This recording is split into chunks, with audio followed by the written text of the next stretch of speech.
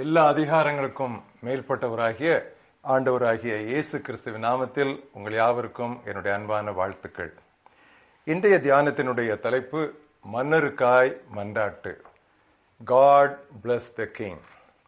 ஆதாரமாக 1 தீமோத்தேயு 2 அத்தியாயம் முதல் 6 வசனங்கள்.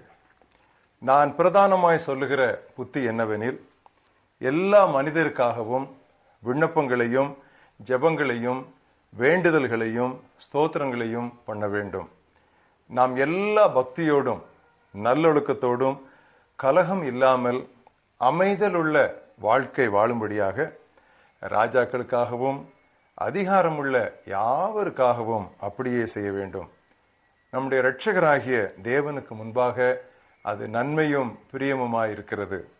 எல்லா மனிதரும் இரட்சிக்கப்படவும் சத்தியத்தை அறிகிற அறிவை அடையவும் அவர் சித்தமுள்ளவராயிருக்கிறார். தேவன் ஒருவரே, தேவனுக்கும் மனிதருக்கும் நடுவரும் ஒருவரே. எல்லாரையும் மீட்கும் பொருளாக தம்மை ஒப்புக்கொடுத்த மனிதனாகிய கிறிஸ்து இயேசு அவரே. இதற்குரிய சாட்சி ஏற்ற காலங்களில் விளங்கி வருகிறது. இதற்காகவே நான் பிரசங்கியாகவும் அப்போஸ்தலனாகவும் புறவினத்தாருக்கு விசுவாசத்தையும் சத்தியத்தையும் விளங்க பண்ணுகிற போதகனாகவும் நியமிக்கப்பட்டிருக்கிறேன். நான் பொய் சொல்லாமல் கிறிஸ்துவுக்குள் உண்மையாய் சொல்லுகிறேன். இன்றைய மனன வசனம், நாம் கலகம் இல்லாமல் அமைதியாய் வாழ அரசர்களுக்காகவும் அதிகாரத்தில் உள்ள யாவருக்காகவும் வேண்டுதல் செய்ய வேண்டும். 1 தீமோத்தேயு 2:2. Pray for kings and all in authority, so that we can live in peace and quietness, in godliness and dignity. தலைவர்களுக்காக ஜெபிக்க வேண்டியது கிறிஸ்தவர்களாகிய நமது பிரதான பொறுப்பு. முதலாவது, தலைவர்களுடைய கைகள் சுத்தமாயிருக்க வேண்டும் என்று அவர்களுக்காக நாம் ஜெபிக்க வேண்டும். அவர்கள் நேர்மையாய் இருந்தால்தான் நாட்டிலே சுபீட்சம் இருக்கும். தலைவர்களுக்காக போதுமான அளவு ஜெபிக்காமல் அவர்களுடைய குறைகளை மாத்திரம் சுட்டி காட்டுவது சரியல்ல. அது கிறிஸ்தவ திருமறை போதத்திற்கும் முரணானது. தற்காலிக புகழை மாத்திரம் நாடி மனிதர்கள் யாராவது தனக்கு உதவி செய்துவிட மாட்டார்களா என்று சொல்லி நன்னெறிகளை விட்டு அரசர்கள் விலகி சென்று விடாதபடிக்கு, தலைவர்கள் அதை கவனியாது விடாதபடிக்கு அவர்களுடைய கரங்களை பலப்படுத்த வேண்டியது நம்முடைய கடமை.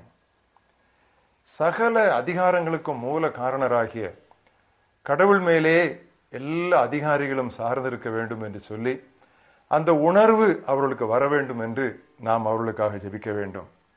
இந்த உண்மையை தாவீதரசன் எவ்வளவு அழைத்து கூறுகிறான் என்று பாருங்கள். சங்கீதம் 21:7, ராஜா கர்த்தர் மேல் நம்பிக்கையாயிருக்கிறார், உன்னதமானவருடைய தயவினால் அவர் அசைக்கப்படாதிருப்பார். அதிகமான பாடுகளுக்கு பிறகுதான் நேபுகாத் நேச்சார் இந்த நல்ல படிப்பினையை கற்றுக்கொண்டான். மூன்றாவது, தலைவர்களுக்கு நல்ல ஆலோசனைகள் கிடைக்க ஜெபிக்க வேண்டும். ஆலோசனைக்காரர் மிகுதியானால் ஜெயம் உண்டாகும். ஆலோசனைக்கு செவி கொடுக்கிற மனதையும் கடவுள் உயர் அதிகாரிகளுக்கு கொடுக்க வேண்டும். பிரசங்கியிலே 4 அத்தியாயம் 13 வசனத்திலே சாலமோன் ஞானி விதமாய் சொன்னான், ஆலோசனையை கேளாத கிழவனும் மூடனுமாகிய அரசனை விட ஏழையும் ஞானியுமாகிய இளைஞனே மேல்.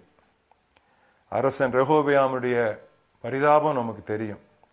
முதியோருடைய ஆலோசனை அவன் தள்ளிவிட்டதால் அவனுடைய அரசு 2ஆக பிரிந்தது. நான்காவதாக, தலைவர்கள் நீதியுள்ள நியாய தீர்ப்பு செய்யும்படி அவர்களுக்காக ஜெபிக்க வேண்டும். ஏழைகளுடைய நியாயத்தை உண்மையாய் விசாரிக்கிற அரசனின் சிங்காசனம் என்றும் நிலை பெற்றிருக்கும் என்று நீதிமொழிகள் 29 அத்தியாயம் 14 வசனத்திலே வாசிக்கிறோம். துன்மார்க்கரை தண்டிக்கிற தைரியம் தலைவர்களுக்கு தேவை. ஞானமுள்ள ராஜா துன்மார்க்கரை சிதறடித்து அவர்கள் மேல் உருளியை உருட்டுவானாம். அப்படி வசனம் சொல்லுகிறது நீதிமொழிகள் 20:26. அரசியல் தலைவர்கள் பாரபட்சமற்றவர்களாய் பொருளாசை இல்லாதவர்களாய் இருந்தால்தான் இவ்விதமாக அவர்கள் செய்ய முடியும். அதற்காக ஜெபிக்க வேண்டியது நம்முடைய கடமை. ஐந்தாவது, தலைவர்களுடைய பாதுகாப்பிற்காக நாம் ஜெபிக்க வேண்டும்.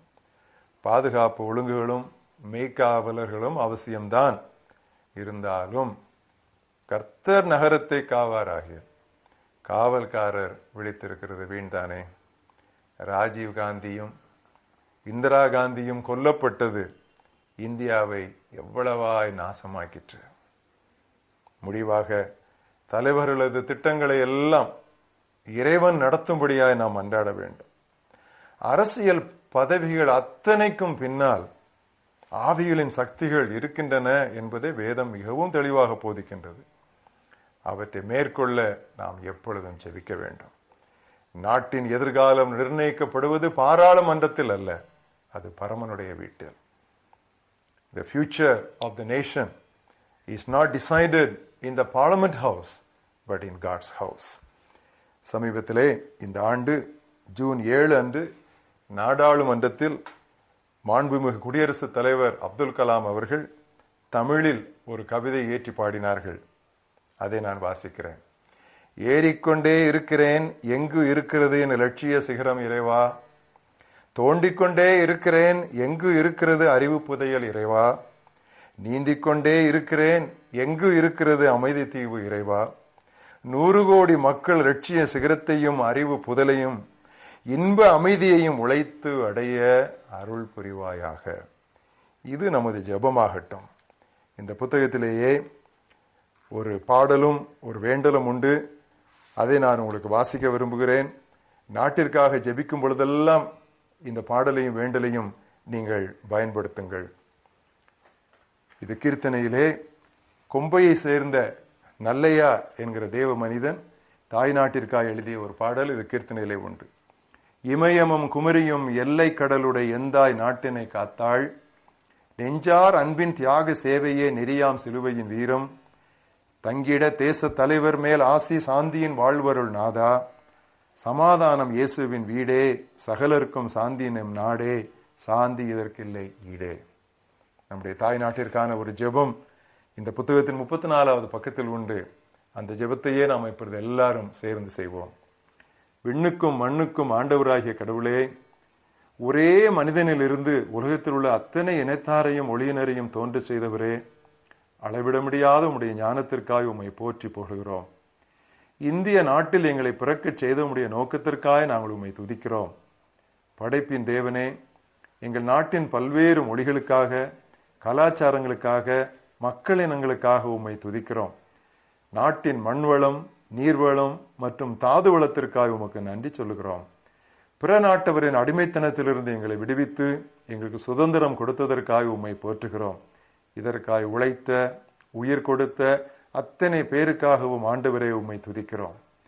சேனைகளின் கர்த்தரே, எங்களை ஆளும் தலைவர்களுக்காக உம்மை வேண்டுகிறோம்.